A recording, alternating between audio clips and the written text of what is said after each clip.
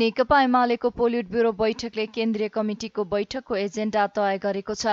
Party कार्यालय च्यासलमा बिहिबार बसेको बैठकले आगामी निर्वाचनको तयारी, निर्वाचनमा उम्मेद्वारको छनौट सम्बन्धी मापदण्ड, वर्तमान अवस्था समेटिएको अध्यक्ष केपी ओलीको राजनीतिक प्रतिवेदन पेश गर्ने लगायतका केन्द्रीय कमिटिका एजेन्डा तय गरिएको एमाले प्रचार विभाग प्रमुख पृथ्वी सुब्बा गुरुङले जानकारी दिनुभयो। त्यस्तै संगठित सदस्यहरूको व्यवस्थापन परिषद तथा आयोगको प्रतिवेदन पेश गर्ने लगायतका एजेन्डा समेत तय भएको उहाँले बताउनुभयो। बैठकमा अध्यक्ष ओलीले आफ्नो राजनीतिक प्रतिवेदनबारे जानकारी गराउनु भएको थियो भने 15 जना पोलिट ब्युरो सदस्यहरूले प्रतिवेदनमाथि धारणा राखेको गुरुङले जानकारी दिनुभयो।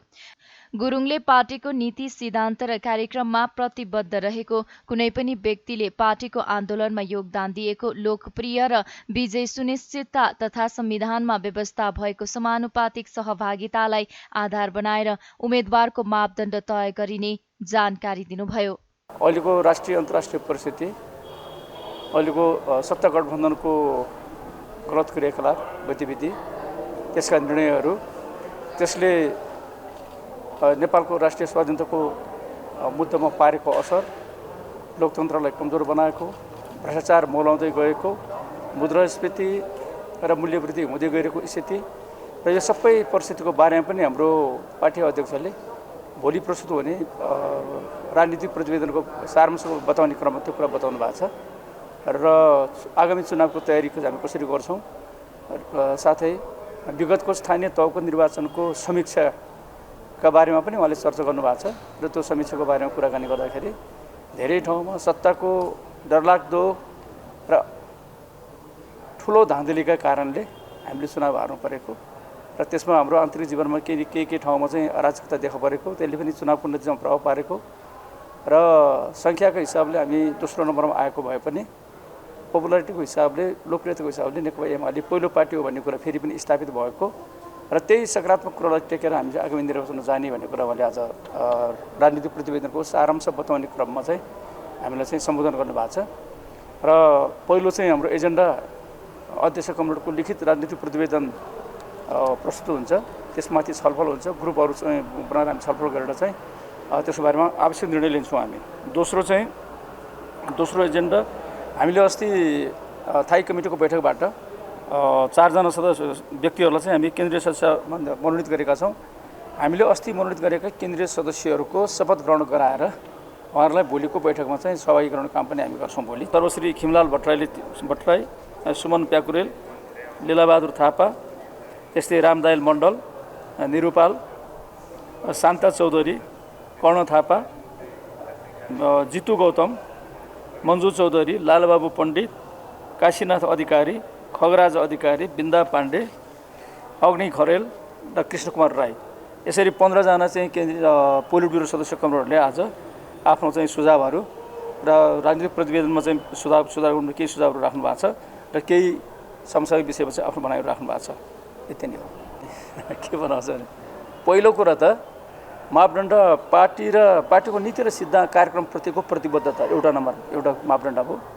दोस्रो, कुनै पनि व्यक्तिले पार्टीले सञ्चालन गरेको आन्दोलनमा दिएको योगदान र पार्टीप्रतिको उसको निष्ठा दोस्रो।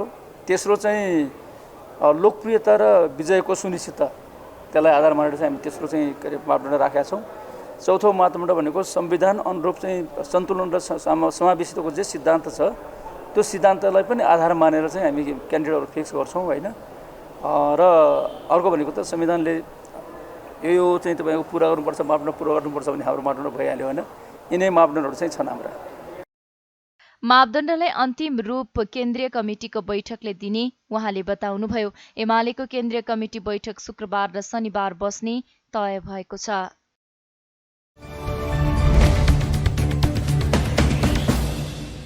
नेकपा एकीकृत समाजवादीका अध्यक्ष माधव कुमार नेपालले राष्ट्रपति विद्यादेवी भण्डारीको पछिल्लो गतिविधिले आशंका पैदा भएको बताउनु भएको छ। समाजवादी पार्टी पुनर्गठन दिवसका अवसरमा बिहिबार काठमाडौँमा आयोजित कार्यक्रममा नेपालले राष्ट्रपति भण्डारीको पछिल्लो गतिविधिका बारेमा गठबन्धन बैठकमा पनि छलफल भएको र कतै अनिष्ट त हुन लागेको होइन भन्ने प्रश्न उठेको बताउनु भएको हो। राष्ट्रपतिले पूर्व आर्मी चिफ बोलाएर भोजन दिने कामले शङ्का जन्माएको ध्यानमा आएको उहाँको भनाइ छ। उहाँले अहिले दरबारवाला राजावादी शक्ति कति क्रियाशील छन् भन्नेमा हेरिरहेको जिकिर समेत गर्नुभयो। त्यस्तै अध्यक्ष नेपालले गठबन्धन बैठकमा यसअघिको स्थानीय चुनावमा आफ्नो पार्टीको मतलाई अवमूल्यन गर्न खोजिएको र आफूहरूको ध्यानाकर्षण गराएको जानकारी दिनुभयो। 27% सिटमा उम्मेदवारी दिँदा 9,27,000 भोट पाएको भन्दै अध्यक्ष नेपालले आगामी निर्वाचनमा 15देखि 20 लाख मत पाए 15देखि 20 वटा सिटलाई कसैले रोक्न नसक्ने दावी गर्नुभयो। उहाँले आगामी निर्वाचनमा गठबन्धनको मात्रै भर नपर्न र आफ्नो तयारीलाई पनि तीव्रता दिन नेता कार्यकर्तालाई निर्देशन दिनुभयो। राष्ट्रपतिका बारेमा पनि कुरा आइरहेका छन्। राष्ट्रपतिले जुन ढङ्गले आर्मीका पूर्व आर्मी चिफहरूलाई बोलाएर जसरी राष्ट्रपति निवासमा भोजन डिनर दिने कामहरू भयो, यसले शङ्का जन्माएको छ।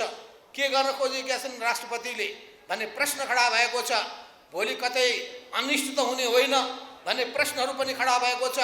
आज बिहान बालुवाटारमा त्यस बारेमा हाम्रो बिचमा छलफल पनि भएको छ र हामीले राष्ट्रिय राजनीतिका यी सबै पक्षहरूको बारेमा समय नजर निगरानी गरिरहेका छौँ। प्रतिगामी शक्तिहरू, दरबारवादी शक्तिहरू, राजतन्त्रवादी शक्तिहरू, विदेशीहरूको दलाली गर्ने शक्तिहरू नेपालको राजनीतिमा कतिको क्रियाशील छन्, यी सबै कुरामा पनि हाम्रो नजर छ। हाम्रो देशको अस्तित्वको रक्षा कसरी गर्ने, देशभक्तिको भावना कसरी जगाउने। कम्युनिस्ट पार्टीले 2006 सालमा अगाडि सारेको 3टा झन्डा, राष्ट्रियताको झन्डा, देशभक्तिको झन्डा, लोकतन्त्रको झन्डा, प्रजातन्त्रको झन्डा, जनजीविकाको झन्डा, समाजवादको झन्डा, यो 3टै झन्डालाई कसरी दृढताका साथ हामीले बुलन्द गर्दै जनताको विश्वास जित्ने र कम्युनिस्ट पार्टीलाई सच्चा देशभक्त शक्तिको रूपमा स्थापित गर्ने, कम्युनिस्ट पार्टीलाई लोकतान्त्रिक शक्तिको रूपमा स्थापित गर्ने, कम्युनिस्ट पार्टीलाई जनताको सेवकको रूपमा स्थापित गर्ने, समाजको परिवर्तनको मूल शक्तिको रूपमा कम्युनिस्ट पार्टीलाई कसरी स्थापित गर्ने। हामी समाजलाई रूपान्तरण गर्न चाहन्छौँ, परिवर्तन गर्न चाहन्छौँ। समाजमा भएका जम्मै विकृति विसङ्गतिलाई अन्त्य गर्न चाहन्छौँ। शोषण, उत्पीडन, अन्याय, अत्याचार, थिचोमिचो, भेदभाव यी सबै अन्त्य गर्दै समानता, न्याय, विकास र समृद्धिको यात्रामा अगाडि बढ्न चाहन्छौँ। हिजो मात्रै बालुवाटारमा छलफल हुँदै थियो। बालुवाटारमा छलफल हुँदाखेरि उनीहरूले हाम्रो पार्टीको मत सङ्ख्या 4.5 लाख, 4,27,000, 5 लाख, 5.5 लाख भन्दै थिए। अनि त्यहाँ हामीले तर्क राख्यौँ कि तपाईँले जोड्नु भएको हिसाब किताबमा वडा अध्यक्षहरूको हिसाब गर्नुभएको छ, तर पोखरा महानगरपालिकाको एउटा वडामा पनि तपाईँहरूले हामीलाई उठ्न दिनु भएन। अनि एउटा वडामा पनि हामीले वडा अध्यक्ष नउठाइसकेपछि कि हामीले के मतै पाएका थिएनौँ त? त्यो 60,000 भन्दा बढी मत प्राप्त गरेको हाम्रो मेयरको मत तपाईँले हटाइदिनुहुन्छ भने अनि सङ्ख्या घटाएर अनि यो सङ्ख्या त कम छ भनेर तपाईँले भन्नुभयो भने मान्न सकिन्छ भनेपछि यो कुरा त ठिकै हो भन्दै थियो। त्यसमा निर्वाचन आयोगले पठाएको तथ्याङ्कमा पनि धेरै त्रुटिहरू छन्। हामीले मूल्याङ्कन के गरेका छौँ भने 27% उम्मेदवार खडा गर्दाखेरि हामीले 9,27,000 भोट पाएका छौँ। यदि सबै ठाउँमा हामीले उम्मेदवार खडा गरेको भए 15देखि 20 लाख भोट हामीले पाउन सक्दथ्यौँ। 15देखि 20 लाख भोट हामीले पायौँ भने 15देखि 20 वटा सिटलाई कसैले रोक्न सक्दैन। त्यस हुनाले आउने चुनावको सन्दर्भमा समानुपातिक मतको आधारमा पनि हाम्रो पार्टीले आफ्नो हैसियत देखाउन सक्दछ। त्यस हुनाले पार्टीको प्रचार गर्ने अभियानमा, पार्टीको निर्वाचन चिन्हको प्रचार गर्ने काममा अनि मतदाताहरूलाई प्रशिक्षित गर्ने काममा जुट्नुपर्ने आवश्यकता अत्यन्तै प्रबल छ। तर हामीले पार्टी पङ्क्तिलाई पहिले पनि भनेका थियौँ, अहिले पनि भन्न चाहन्छौँ, गठबन्धनको बाटो पर्खेर होइन, समानुपातिकमा गठबन्धन चाहिँदैन। त्यस ठाउँमा पार्टीको हाम्रो चिन्ह कलम चिन्हको लागि प्रतिनिधि सभाको पनि समानुपातिक, प्रदेश सभाको समानुपातिक, यो दुईटै समानुपातिकमा कलम चिन्हमा मत खसाल्नका लागि जनताको घर घरमा जानुपर्छ। त्यस्तै उहाँले यसअघि पार्टीभित्रको गुटबन्दी र व्यक्तिवाद हाबी भएका कारण नै आफूहरूले विद्रोह गर्नु परेको बताउनुभयो। कम्युनिस्टभित्र अझै पनि व्यक्तिवादी प्रवृत्ति देखिएकाले सबै सजग हुनुपर्ने उहाँको भनाइ छ। सत्ता गठबन्धनको बैठकले चुनावी तालमेलका लागि सबै निर्वाचन क्षेत्रका अवस्थाका बारेमा प्रतिवेदन बुझाउन मातहतको कार्यदललाई निर्देशन दिएको छ। प्रधानमन्त्री निवास बालुवाटारमा बिहीबार बसेको गठबन्धन बैठकले 165 निर्वाचन क्षेत्रको अवस्थाका बारेमा प्रतिवेदन बुझाउन कार्यदललाई निर्देशन दिइएको कांग्रेस नेता एवं सञ्चार मन्त्री ज्ञानेन्द्र बहादुर कार्कीले बताउनुभयो। अब कार्यदल बसेर सबै निर्वाचन क्षेत्रका अवस्थाका बारेमा भएको छलफलको प्रतिवेदन तयार गरी शीर्ष तहमा बुझाइने उहाँले बताउनुभयो।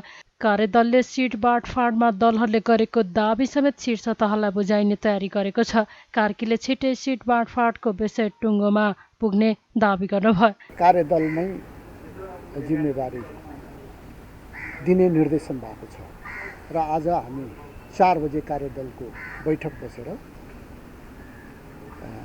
आज शीर्षस्थ नेताहरूले दिएको निर्देशन अनुसार कार्यदलले समग्र रूपमा छलफल गरेर प्रतिवेदन नेतृत्वलाई बुझाउने आज निर्णय भएको छ। के निर्देशन दियो? त्यो आधारहरू तय गरेर त पुनः कार्यदललाई नै निर्देशन दिनुभयो कि बिना आधार? अब कार्यदललाई आधार तयार गरेर अहिलेको परिस्थितिमा अब तपाईहरुलाई यति त भन्नै पर्यो 165 नै निर्वाचन क्षेत्रको अवस्था के कस्तो छ त्यसको बारेमा विस्तृत एउटा प्रतिवेदन बनाएर पेश गर्ने निर्देशन चाहिँ कार्यदललाई प्राप्त भएको छ। यसअघि सिट बाँडफाँडका विषयमा कार्यदलमा सहमति जुटाउन नसकेपछि शीर्ष तहमा नै छलफल भएको थियो। तर शीर्ष तहमा पनि सिट बाँडफाँडका कुरा नमिलेपछि पुनः कार्यदललाई नै प्रतिवेदन तयार गर्न निर्देशन दिइएको नेताहरूले जनाएका छन्।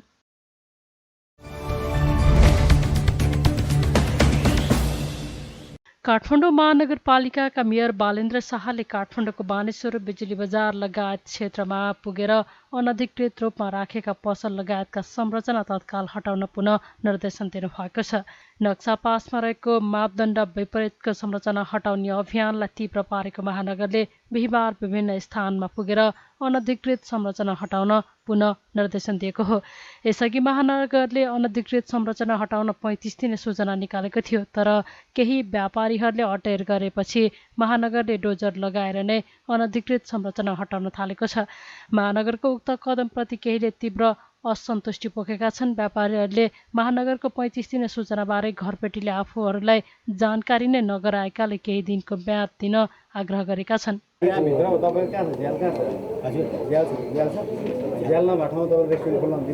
यहाँ कुनै पनि गतिविधि गर्न मिल्दैन बुझ्नुभयो? लेखिरहेको छ बेसमेन्ट पार्किङ हो, नक्सा ठ्याउनै परेन तपाईँको। अनि अर्को कुरा हामीले पार्किङ हाम्रो जग्गा यसको लागि पार्किङ हेरेर हामीले म्यानेज गरेका छौँ। ठिक छ, त्यो बाहिरको पार्किङ तपाईँको छुट्टै भयो। तपाईँहरूले ग्राउन्ड कभरेज छोडेको भयो। भवनभित्र तपाईँको बेसमेन्ट पार्किङ नै जानकारी के छ भने हामीले पार्किङ भनेर भनिसकेपछि हामीले सार्वजनिक सबैको पार्किङ क्षेत्र हाम्रो व्यक्तिगत तपाईँहरूको भवनमा जहाँ भाडामाथि दिनुभएको छ नि त्यो उहाँहरूलाई पार्किङ दिनु। त्यसको लागि रेस्टुरेन्ट होला, माथि अफिस होला, माथि ब्याङ्क होला, त्यो ब्याङ्कको पार्किङ रेस्टुरेन्टको पार्किङ तपाईँले दिनु। त्यही हो, त्योभन्दा एक्स्ट्रा छ भने तपाईँहरूले शुल्क लिएर तपाईँहरूले अर्को लागि पार्किङ खोल्न मन भने पार्किङ लिन पाइयो।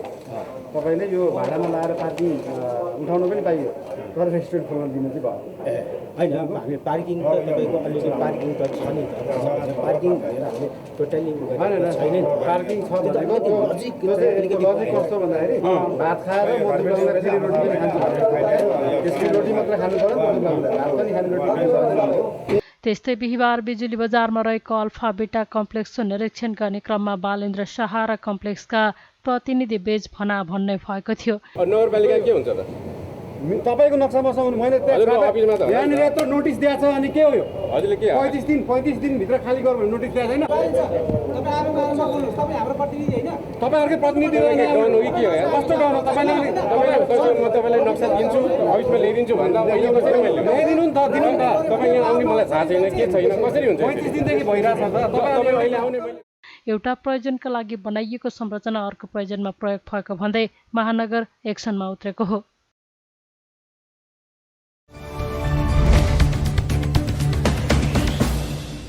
नेपालमा थप 444 जनामा कोरोना संक्रमण पुष्टि भएको छ।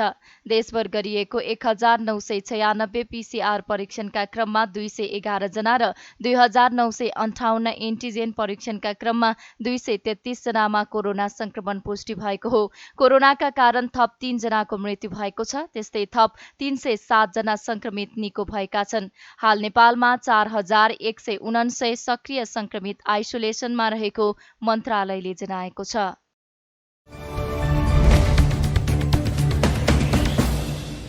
प्रदेश 1 का सडक पूर्वाधार तथा शहरी विकास मन्त्री हिमाल कार्कीले प्रदेशको आवश्यकता छैन भन्नु गलत रहेको जिकिर गर्नुभएको छ। बिहिबार उदयपुर जिल्लाको त्रियुगा नगरपालिका वडा नम्बर 5 स्थित देउरीमा नवनिर्मित मोटरेबल पक्की पुलको उद्घाटन गर्दै मन्त्री कार्कीले सो कुरा बताउनु भएको हो। उहाँले राज्यमा मझौला योजनाको काम गर्न पनि प्रदेशको आवश्यकता रहेको बताउनु भएको छ। कार्कीले मझौला योजनाको काम गर्न स्थानीय सरकारको बजेटले नसक्ने सङ्घले मझौला योजनामा ध्यान ढिला दिने हुँदा मझौला योजना बन्न प्रदेश सरकार नहुने हो भने अझै 20 वर्ष लाग्न सक्ने भन्दै यस्ता योजना समयमा सम्पन्न गराउन पनि प्रदेशको आवश्यकता रहेको बताउनु भएको हो। यो मुलुक संघीयतामा गइसकेपछि 3 तहको सरकार निर्माण भएको छ। स्थानीय सरकार छ, प्रदेश सरकार छ, संघीय सरकार छ। तर आज सामाजिक सञ्जालहरू रङ्गिएका छन्। यता कता जनताको मनमा पनि प्रश्न उठ्ने गरेका छ कि संघीयताको काम छैन, प्रदेश सभाको काम छैन। यो चाहिँ मुलुकलाई आर्थिक ढङ्गले बोजिलो भयो।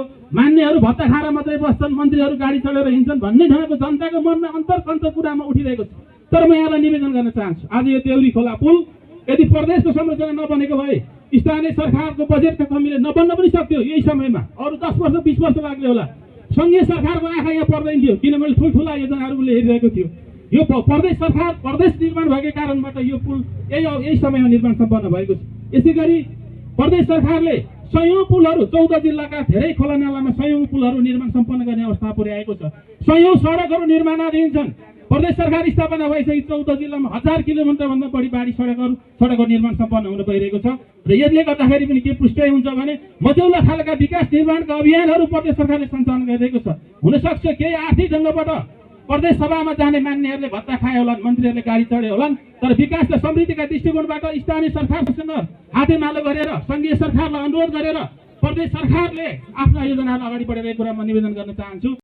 प्रदेश सरकारको सडक पूर्वाधार तथा शहरी विकास मन्त्रालय मार्फत 6,11,51,272 रुपियाँ लागत इस्टिमेट तयार गरी 2077 साल जेठ 1 गते पवित्र निर्माण सेवा गाईघाटले मूल्य समायोजनसहित 4,65,63,398 रुपियाँमा सम्पन्न गरेको 71 मिटर लम्बाइ 10 मिटर चौडाइ रहेको 3 स्पानको मोटरेबल पक्की पुलको प्रदेश मन्त्री कार्कीले उद्घाटन गर्नुभएको हो। उक्त पुल उद्घाटन भएर सञ्चालनमा आएसँगै सो क्षेत्रका जनतामा खुसियाली छाएको छ।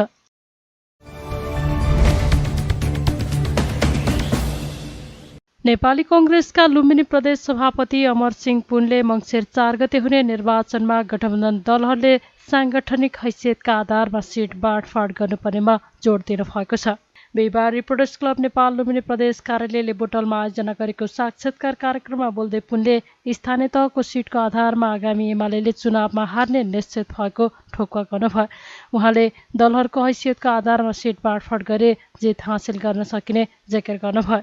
रोल्पा र रुकुमलाई सङ्केत गर्दै उहाँले क्षेत्रमा नेकपा माओवादी 60% र कङ्ग्रेसले 40% अवलम्बन गरे आगामी चुनावमा गठबन्धनमा जान नेपाली कङ्ग्रेस तयार रहेको बताउनुभयो।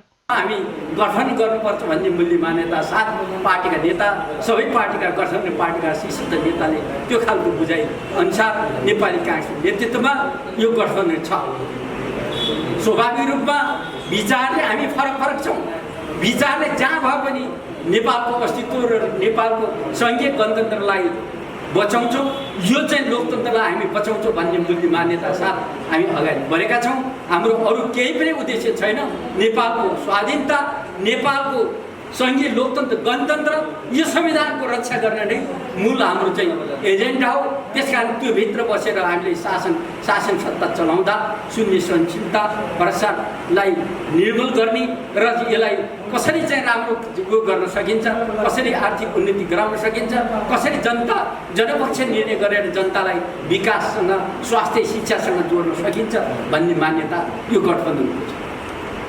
त्यसकारण यहाँ गठबन्धनभित्र आफू हिजो गठबन्धन गर्दै गर्दा एकदम राम्रो गठबन्धन रे, काङ्ग्रेस खतम रे, काङ्ग्रेससँग गठबन्धन गरेका व्यक्ति खतम, पार्टी खतम रे।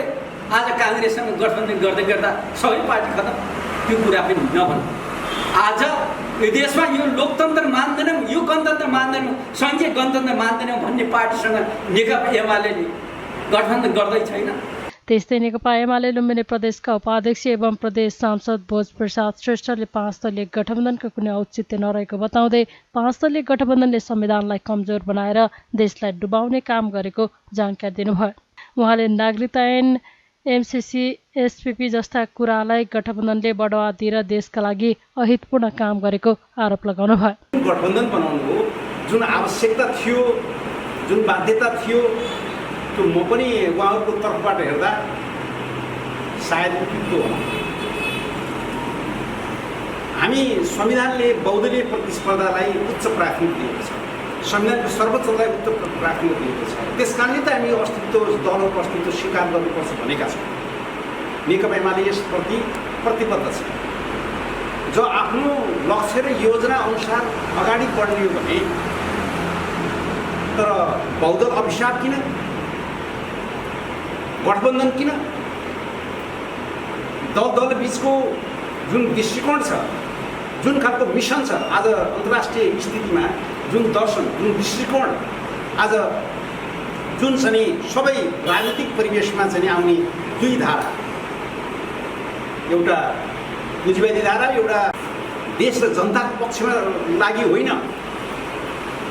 त्यो दलीय आफ्नो आत्मरति र भागभण्डा र मूलत आर्थिक र भ्रष्टाचार र सुशासनलाई कमजोर बनाउने, संविधानमाथि खेलवाड गर्ने, संविधानमाथि प्रहार गर्ने जुन खालको परिवेश देखिन्छ, यो परिवेश गठबन्धन संस्कृतिले यो देश डुबाउने बाहेक केही गर्दैन।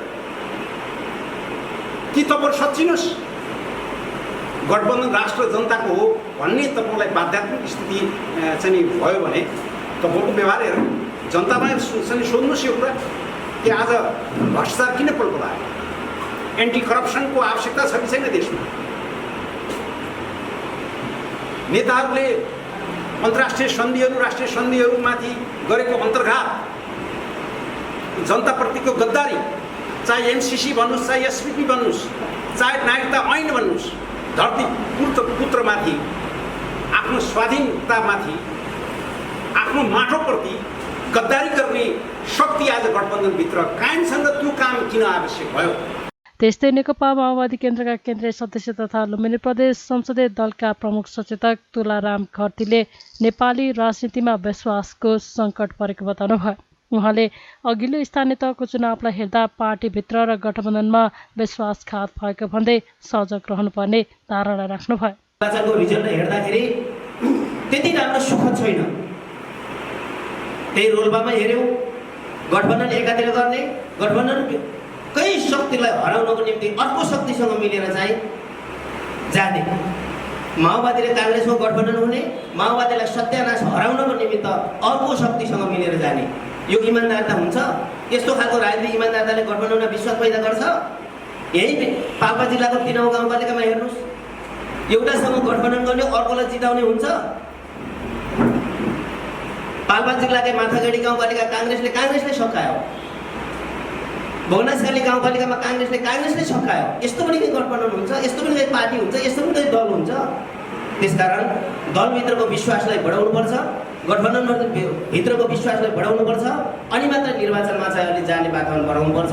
त्यसकारण मङ्सिरको 4 गतेको टार्गेटलाई हेर्दाखेरि हामीले अलिकति हाम्रो समस्या कहाँ आयो भन्दाखेरि चाहिँ काम गर्नेतिर भएन के, कुन पार्टीले कति सिट पाउने भन्ने मात्रैतिर बढी भयो, कुन पार्टीले के गर्ने भन्ने दृष्टिकोणै छैन, कुन पार्टीले के गर्ने के भन्ने भिजनै छैन, कुन पार्टीले कति सिट पाउने, कुन पार्टीले कुन ठाउँमा पाउने, अलि बढी स्रोत भएको ठाउँमा कसले पाउने, पहुँच कसको छ, सत्ता कसको हातमा छ, त्यसले मात्रै चाहिँ पाउने। कमजोर दललाई अपमान गर्ने, जतिसुकै राम्रो विचार भयो भने कमजोर दल छ भने त्यसलाई अपमान गर्ने, जतिसुकै शक्तिशाली दल छ तर विचार ठिक छैन तर फेरि पनि पहुँचको आधारमा दुरुपयोग गर्ने, यो खालको ट्रेन्डहरू हामी सबैतिर देख्छौँ।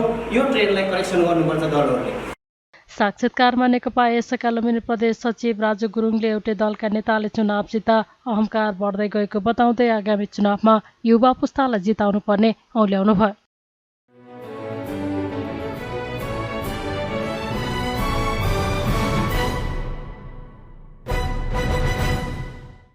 राष्ट्रिय खेलकुद परिषद राखेपाले आसन्न नवौं राष्ट्रिय खेलकुद प्रतियोगिताको तयारी तीव्र पारेको छ।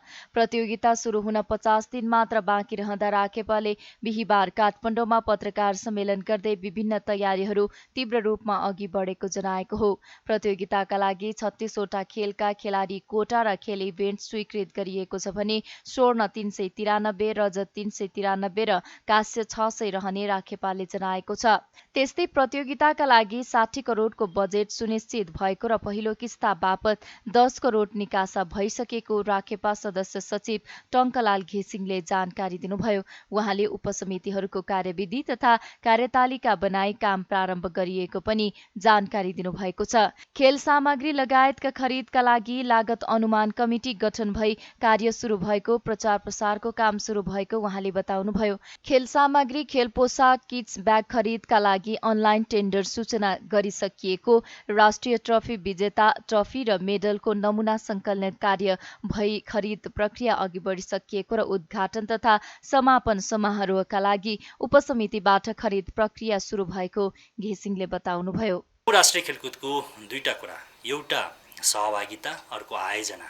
हैन, आयोजना नै हो र आयोजनाको कुरालाई हेर्दाखेरि अघि नै खुसराजीले राख्नु भएको जस्तो सबै 14वटै समितिहरूले पूर्णता पाएर अगाडि बढिराखेको छ।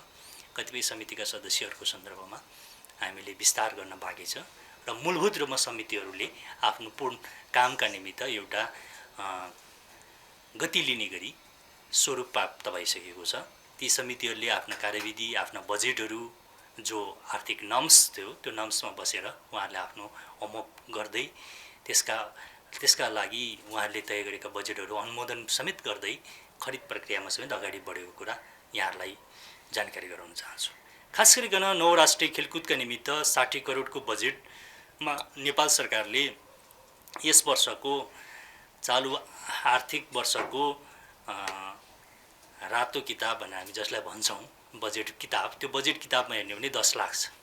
यसले पनि सबैले एउटा संशय थियो कि नौ राष्ट्रिय खेलकुद 60 करोड हुनुपर्ने कसरी 10 लाख भयो, यो 10 लाखले के गरी गर्न सकेला भन्ने प्रश्न निकै चाहिँ पेचिलो पनि थियो। त्यो प्रश्न हुन स्वाभाविक थियो। तर उति नै बेला सरकारले आफ्नो नीति तथा कार्यक्रम सदनमा पेश गरिराख्दा बजेट भाषणमा के भनेको थियो भने नौ राष्ट्रिय खेलकुदको लागि पर्याप्त बजेट उपलब्ध गराउने छु भनेर अर्थमन्त्रीज्यूको बजेट भाषण, त्यो सरकारको बजेट भाषण थियो, मन्त्री परिषदको बजेट भाषण थियो, त्यहाँ प्रतिबद्धता व्यक्त भएको थियो।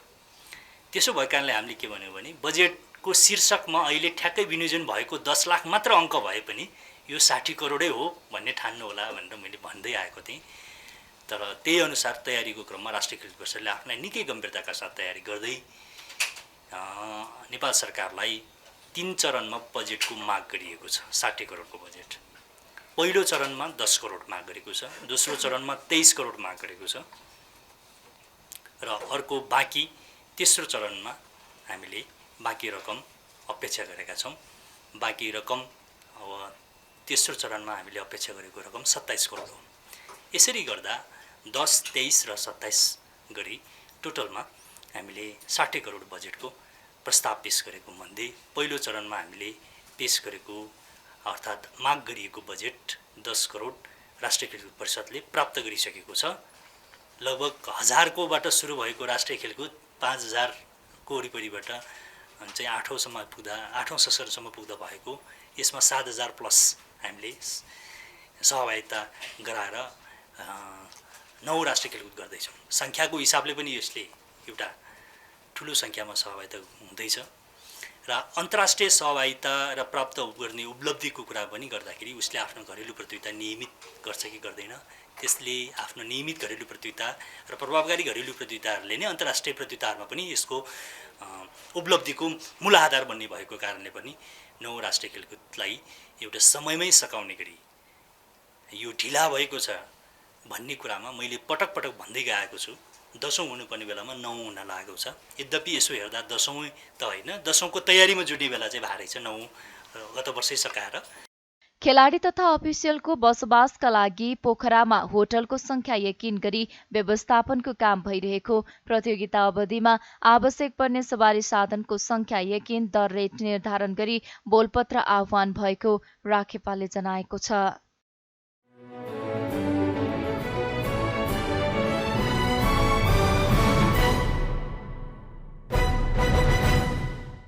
क्रिकेट खेलाडी संघ नेपाल सिप्यानले आयोजना गर्दै आएको क्रिकेट अवार्ड यस वर्ष भाद्र 24 गते हुने भएको छ। बिहिबार काठमाडौँमा पत्रकार सम्मेलन गर्दै सिप्यानले भाद्र 24 गते काठमाडौँमा एक समारोहको आयोजना गरेर 5 विधामा अवार्ड वितरण गरिने जनाएको हो। आयोजकले यस वर्ष विभिन्न 5 विधामा अवार्ड वितरण गरिने जनाएको छ। यस वर्ष क्रिकेट खेलाडी पुरुष, वर्ष क्रिकेट खेलाडी महिला, वर्ष उदयमान क्रिकेट खेलाडी, वर्ष उत्कृष्ट क्षण र विशेष अवार्ड गरी 5 विधामा पुरस्कार वितरण गरिने क्रिकेट खेलाडी संघ नेपालका महासचिव पारस खड्काले जानकारी दिनुभयो। वर्ष पुरुष खेलाडी र महिला खेलाडीले अवार्ड सहित जनही 1,32,000 रुपैयाँ, वर्ष उदयमान खेलाडीले 66,000, वर्ष उत्कृष्ट क्षणले भोटिङका आधारमा 66,000 र विशेष अवार्ड विजेताले 1,32,000 रुपैयाँ प्राप्त गर्ने उहाँले बताउनुभयो। यस वर्ष पनि एनसीसीएस सिप्यान क्रिकेट अवार्ड्स 2022 को आयोजना आगामी मिति 2079 भाद्र 24 गते 9 सेप्टेम्बर 2022 शुक्रबारको दिन सिप्यानको वार्षिक साधारण सभाको पूर्व सन्ध्यामा रहेको एक समारोहको बीच गरिने व्यवहार जानकारी गराउन चाहन्छौँ। यो कार्यक्रमको मुख्य प्रायोजक तथा टाइटल स्पोन्सरको रूपमा शिक्षाको क्षेत्रमा समर्पित संस्था एनसीसीएस ग्रुप र मिडिया पार्टनरको रूपमा हिमालय टेलिभिजन रहनेछन्। उक्त कार्यक्रममा निम्नलिखित 5 विभिन्न विधामा पुरस्कार राशिद्वारा खेलाडीहरू पुरस्कृत गरिने कार्यक्रम तय गरिएको छ, जसमा एनसीसीएस सिप्यान cricketer of the year 2022 men, NCCS सिप्यान cricketer of the year women र लास्ट इयर जस्तो हाम्रो लास्ट टाइम यो अवार्ड फङ्सन गर्दाखेरि चाहिँ महिला र पुरुष बिचमा अलिकति भनौँ न त्यो प्राइज डिस्ट्रिब्युसन गर्दा चाहिँ प्राइज पनि अलिकति तलमाथि भयो या एकदम समानता हुनुपर्छ भनेर चाहिँ योपालि चाहिँ हामीले बराबर अमाउन्ट दुइटै क्रिकेटर अफ द इयर मेल र फिमेल दुइटैले गरेका छौँ। र साथै अर्को अवार्ड भनेको हाम्रो एनसीसीएस सिप्यान emerging cricketer of the year 2022 रहनेछ र साथै एनसीसीएस सिप्यान मोमेन्ट अफ द इयर भनेर जुन हामीले भोटिङको थ्रु हामीले फेरि पनि यो मोमेन्ट अफ द इयरको अनाउन्समेन्ट गर्नेछौँ। र एउटा टेक्निकल एउटा त्रुटि आएको छ, जसमा एनसीसीएस सिप्यान स्पेसल अवार्ड चाहिँ को जुन प्राइज मनी छ त्यो चाहिँ जुन क्रिकेटर अफ द इयर र women cricketer of the year छ त्यही स्वरूपै हुनेछ। त्यसमा 66,000 लेखिएको छ, तर त्यसलाई सच्याएर 1,32,000 हुनुपर्ने हो भनेर चाहिँ हामी सम्पूर्णलाई जानकारी गराउन चाहन्छौँ।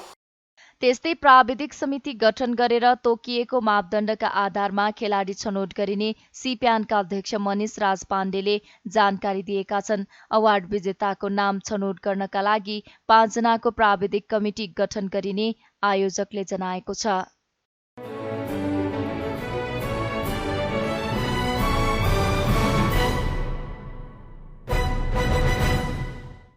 साफ महिला च्याम्पियनसिप खेल्न भुटानको राष्ट्रिय महिला टिम 12 दिन अघि नै नेपाल आइपुगेको छ। भुटानी टिमलाई त्रिभुवन अन्तर्राष्ट्रिय विमानस्थलमा एन्फा पदाधिकारीले स्वागत गरेका थिए। महिला साफ खेल्न नेपाल आउने भुटान पहिलो टिम हो। साफ महिला च्याम्पियनसिपको 6औं संस्करण भदौ 11 गतेदेखि दशरथ रङ्गशालामा सुरु हुँदैछ। भुटान समूह बीमा रहेको टोली हो। यो समूहमा श्रीलङ्का र नेपाल रहेका छन्। नेपालको वातावरणसँग अनुकूल हुनका लागि भुटान झन्डै 2 साता अघि नेपाल आएको हो। साफमा नेपाल र भुटान एउटै समूहमा छन्। नेपालले 21 गते भुटानसँगै उद्घाटन खेल खेल्नेछ। प्रतियोगितामा नेपाल सहित 7 टिमले प्रतिस्पर्धा गर्ने तालिका रहेको छ। भर्खरै फिफाको प्रतिबन्धमा परेको भारतीय टिमको सहभागिता अनिश्चित छ।